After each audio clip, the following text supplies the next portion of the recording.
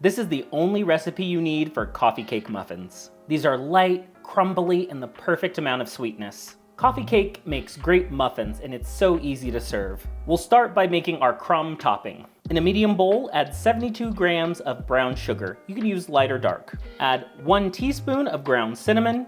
Add 42 grams of unsalted butter. Lastly, add 45 grams of flour. Go ahead and give this a little mix. Make sure everything is well combined. It should have a coarse texture. Now onto the batter. In the large bowl, add 90 grams of all-purpose flour. Add 125 grams of proof mill white Sonora flour. Because it's stone milled, this will add flavor, texture, and nutrition. 1 teaspoon of baking powder, half a teaspoon of baking soda, 1 teaspoon of ground cinnamon, and half a teaspoon of salt. Mix together the dry ingredients. You can set that aside for now. For the wet ingredients, I'm using a stand mixer. You'll need 113 grams of unsalted softened butter. Add 150 grams of light brown sugar. Beat that together until creamed and combined. Now add 2 large eggs, 180 grams of sour cream, and 1 teaspoon of vanilla. Go ahead and mix those together.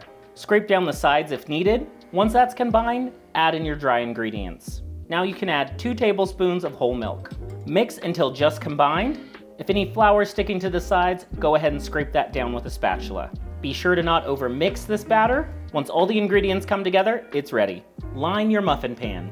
Scoop the batter into each muffin cup. I'm using a large cookie scoop. This is about 1/4 cup of batter. Each cup should be 3/4 full with batter. Now spoon on a generous tablespoon of your crumb topping. I like to lightly press the crumb topping with the back of a spoon.